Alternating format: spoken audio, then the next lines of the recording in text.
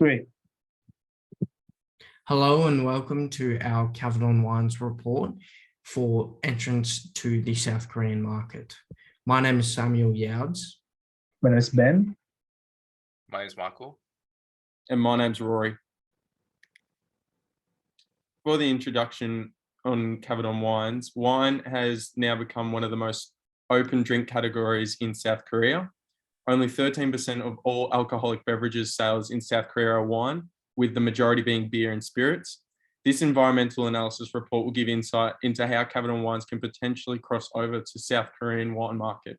This will be done by background of Cavedon Wines, a pestle analysis into the South Korean market, an industry analysis and the identification of competitors, market segmentation and intended target market, and market mix strategy. Cavedon Wines was started in 1977 by Dino Cavedon in King Valley. Gabe O'Brien then redirected the focus to a more experimental form of wine. Cavedon Wines was recently listed as the finalist for Young Gun of Wine in 2021 and 2022. For product lines, their products consist of light and easy to drink wines that involve fruity flavors and smells. In addition, they also provide a new and exotic flavor for people who are looking for alternative to traditional wines and value uniqueness from the products. In the current market, instead of buying at the vineyard in King Valley directly, they supply their wines to their local cafes and restaurants to encourage sales through pairing with meals. Online stores, this aims to target the customers who are based outside the local areas. And since Cavedon Wines offer light and easy to drink wines, this helps them attract more amateur drinkers who want to get introduced into drinking wines. For the brand positioning, the position of Cavedon Wines in Australia is they differentiate themselves away from the traditional wine segments. Therefore, Cavedon Wines is willing to be more innovative and offer alternative products for the customers. This allows them to charge premium prices. Given the importance of adhering to laws and regulations, there were three political and legal factors we analysed. First, barriers to trade, those being tariffs. There was an abolishment of a 15% tariff on wine imports from Australia. And since 2014, a free trade agreement has been present between Australia and South Korea, which highlights the export appeal of South Korea. Secondly, regulation of alcohol. The age of legal consumption in South Korea is 19, and no alcohol delivery is allowed, which forces some form of physical store presence. Third, marketing laws. Inability to advertise on TV and billboards between 7 a.m. and 10 p.m. does implicate the marketing mix, and there is a consideration for a future ban on celebrity alcohol endorsements. However, this is unlikely and not currently inhibiting to IMC. For the cultural environment is defined as those areas that have been shaped by human activity. This is how we can learn and understand, in this case, South Korean culture on wine and how Cavedon can appeal to them. For the customer behaviours, in South Korea, people believe that alcohol opens people up, which accounts for the country's intense drinking culture. This seems to apply to both the professional and interpersonal relationship in society. Therefore, Cavedon can advertise their wines in a more socialistic and friendly way. For their preferred customer taste, the most popular beverages in South Korea is soju and beer. Compared to vodka, which normally has an ABV of 40%, soju content is often 20 to 24%. This is a positive indicator that Cavedon's wine aligns with preferences of low-strength beverages. Using Hofstede's cultural dimensions theory, with South Korea being rated 60 in power distance, we can see that they are fairly hierarchical. With individualism being rated very low of 18, it's seen to have a very traditional and loyal culture influencing product loyalty.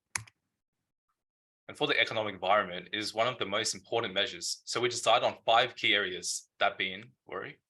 Economic growth patterns, disposable income, cost of living, inflation, and interest rates. For economic growth patterns, we talked about how Korea is in a state of constant growth, however, briefly stunted by the pandemic, though now with growth rates higher than this past decade, as seen in the graphs. This is mainly due to the economic response to the pandemic with its stimulus package, which padded the disposable incomes of the middle class in South Korea. This is important as, next slide, with a large disposable income, people are more likely to spend their hard-earned on premium or luxury goods. And just how much disposable incomes of Koreans does Cavedon have access to? Well, we can check using the cost of living. It's kind of cheap to live in South Korea as an Australian. I mean, it's cheap enough to rent out 2 places for the price of 1 in Sydney. This allows for a high potential to accumulate more disposable income. But just because Koreans have more disposable income doesn't mean they are more likely to purchase premium goods, unless of course inflation and interest rates are low. Which, next slide, fortunately, South Korea has some of the lowest in both of these categories of any major economy. This promotes consumer confidence, meaning people will more likely purchase premium and luxury goods. For industry analysis, first is market share. South Korea spent roughly $800 million on alcohol. This provides them with ability to assess their competitors and prediction of demand for Cavedon wines in the market. Next. We use part of 5 forces to analyze the industry. First, intensity of industrial rivalry.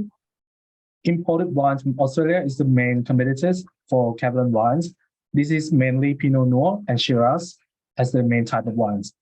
Next is imported wines from other countries, including Chile, France, and Italy.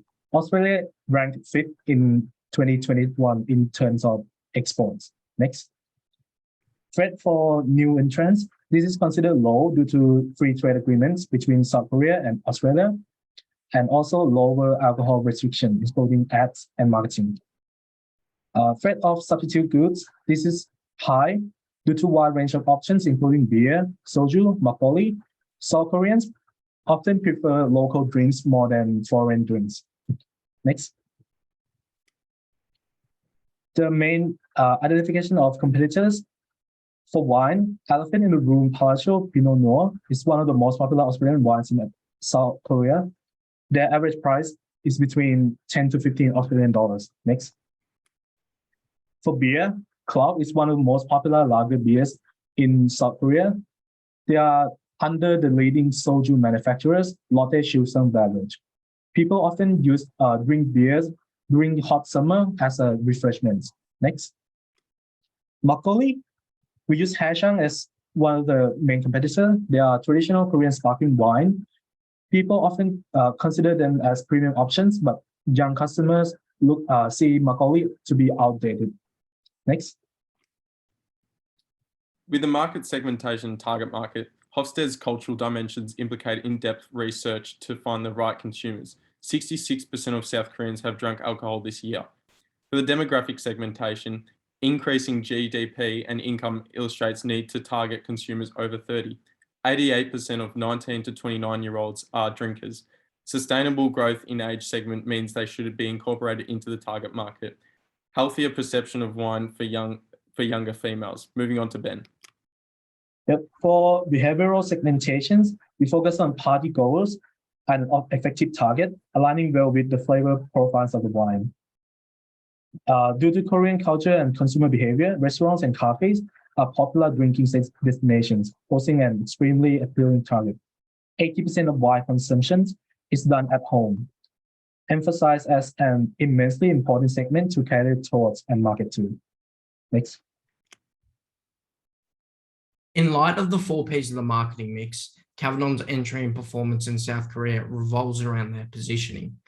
With pricing, we've decided that a price skimming strategy utilizing a price ladder strategy would be best. Based on the average prices of wine in South Korea, we've decided that a $30 to $40 range for Pinot Noir, a $40 to $50 range for Prosecco, $50 to $60 range for Tempranillo, a $70 to $80 range for Albarino, and a $100 to $110 range for Sangiovese Noir. For our product strategy, as mentioned, we're going to implement a price ladder in which we'll have different wines at different prices and different quality. Now, we'll be focusing on the premium wines, and we're going to be marketing them towards 5-star hotels and Michelin-star restaurants. Next. And for the promotion, we're going to use popular celebrities to do photo shoots with the wines. And with those photo shoots, we're going to implement cardboard cutouts of the celebrities in front of restaurants, as seen by other soju brands as well. This appeals to young audiences. For place, Cavedon should definitely utilize online retailers due to the heavy growth of online sales. However, shelf presence is still vital. meaning Cavedon should be sold through mainly reputable wine shops in Seoul and other cities such as Busan for greater reach. Shops include Wine and More in the Yongsan district. However, we are also looking to target restaurants since there is such a large amount of them in South Korea, and the popularity of social drinking and Italian cuisine highlights the need for presence in these restaurants due to Cavedon wines being Italian in nature. Thank you for listening, and we hope you enjoyed and learned something about Cavedon wines.